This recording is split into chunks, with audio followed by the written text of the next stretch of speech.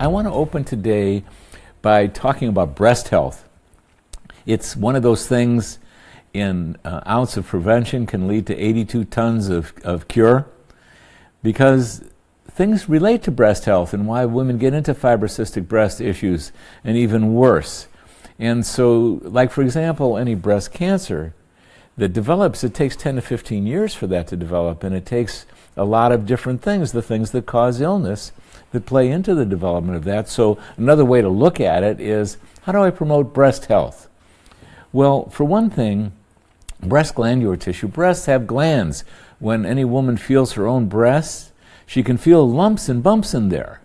And those are normal, in most instances, healthy breast glandular tissue. That's what it feels like. Those are the milk-producing glands, and any woman who is breastfed knows that those get more pronounced and larger and very productive during breastfeeding. So every month, a woman's body prepares as if she's going to get pregnant and breastfeed. So estrogen, in the beginning of the cycle, stimulates those breast glandular tissues to proliferate and to get more of them, as if she was preparing for lactation. However, if she does not fertilize an egg during that time, then the whole process reverses during the second half of the cycle, and then on comes the menstruation. So breast glandular cells deproliferate during the second half of the cycle if there is no implantation. Now, how do women get into fibrocystic breast issues, or breast density as appears on mammogram? Well, it comes from chronic overstimulation of breast glandular tissue by excessive amounts of estrogen. And some women can suspect that they've got something going on because they get heavy cramps, they get breast tenderness, more dramatic than just mild breast tenderness, which is fine. A little mild breast tenderness is fine. But when there's overstimulation, there's significant breast tenderness and cramps and irritability, PMS. This is often from an excessive amount of estrogen that is produced in a young woman's cycle. How does that happen? Because if this is about breast health, then one would want to not produce excessive amounts of estrogen in the normal cycle. And let me approach it from a different avenue. Estrogen has so many functions in the body. It not only stimulates breast glandular tissue, it stimulates the formation of the endometrial lining of the uterus that gets menstruated every month. It affects the skin, the hair, the brain, the arteries, the bones. It has universal, wonderful, and often feminine beneficial properties. However, estrogen, like all the powerful hormones, can be recruited in the biological stress response. So, when, let's say that you're coming home late at night after working during the day, and you walk into your house and your family's lying around, the house is a mess and there is no dinner on the table, and you all of a sudden get alarmed internally and upset and angry, and maybe you show it and maybe you don't. Well, that is the biology of a stress response gets triggered there.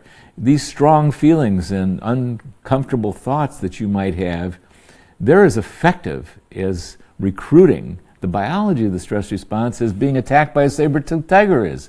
Our bodies don't distinguish the difference. Stress is stress, and if it's a saber-toothed tiger or it's being upset over what ever you're upset over, it triggers the same internal physiological response. And most people are very familiar that one of the powerful internal chemicals that gets triggered is a hormone called adrenaline. And some people are even knowledgeable that cortisol is also triggered during the stress response. And what a lot of people are not so knowledgeable about is in men, testosterone is recruited as well, and in women, estrogen is recruited. Now, I learned this as a doctor when I learned that so many young women athletes who are involved in these intense training programs, they're not menstruating because the estrogen is being secreted in rather robust amounts, but instead of traveling down the female pathways, for example, to produce that endometrial lining to menstruate, it's traveling down the stress pathways. Moral of the story, in a young woman who's having an exaggerated dysfunctional response to stress, she's putting out a lot of estrogen, and her estrogen levels are up higher than usual, and that's how very often she gets PMS and even gets endometriosis, for example. And I'm not going to go through the development of that, but PMS, breast tenderness, overstimulation of breast glandular tissue, you do that for years, you get increased breast density on mammogram. So moral of the story, acquire the skills, the information, the tools, the practices that you don't trigger the biology of the stress response in what is a stressful situation. So here you are, you've come home after a long day's work, you observe your family as exactly what it is, and you start to feel it rise in you. Now, I've done this many times, way too many times. Oh, nobody cares about me. I mean, no one's on my team. I have to do everything, is the language that can go through my head. Well, I've gotten quite skilled, and most of the time I'll go, oops, stop this freight train. David, you know where this goes. You get upset, and everybody who may or may not be having a good day, they may be tired themselves. Everything gets worse until it's a real uncomfortable scene. Well, I've learned how to rein that in, and most of the time I do, because I do have a lot of tools at my disposal to recognize when an uncomfortable feeling is rising in me and when these unbeneficial language and thoughts and judgments and non-acceptances arise, and to rein them in so I don't trigger the biology of the stress response. That's the key. If you have skills, if you get conscious, if you make choices, if you have tools, the stress can be there. It's stressful to work all day long and come home and you got to go into your second round of work called organize the house and make the dinner, and who knows, maybe you don't have to do the dishes. Stress is there, but you don't have to have an unfavorable response. And I've seen times where I'll make a decision in the moment and I'll walk up into this house and just kiss my beloved on the forehead, even though she may not be having a good day, just to break the pattern. And you could do that too. You could observe your house and you could go, I'm just going to go over and put my arm around my spouse or my teenage daughter, just because. And you know, it can set off a whole different train. And the most important thing, as far as breast health goes, is instead of getting aroused for fight or flight and creating extra estrogen that overstimulates breast glandular tissue and in the long run leads to increased breast density, you're not triggering the biology. What a skill to have. And it's fundamental to breast health. Let me add one other thing for breast health. There's lots of good things you can do for the breast. But today I just want to add one other thing. Compression bras. Don't wear them.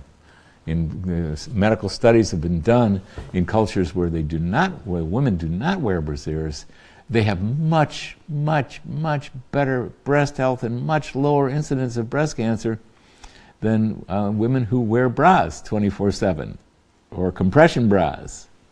And in our book, Happy Healthy Hormones, we actually show actual test results of before and after a compression bra. Well, there's other things you can do for breast health, but those are two of the biggest ones. And what a wonderful thing to do to have healthy breasts, because you know how to create healthy breasts.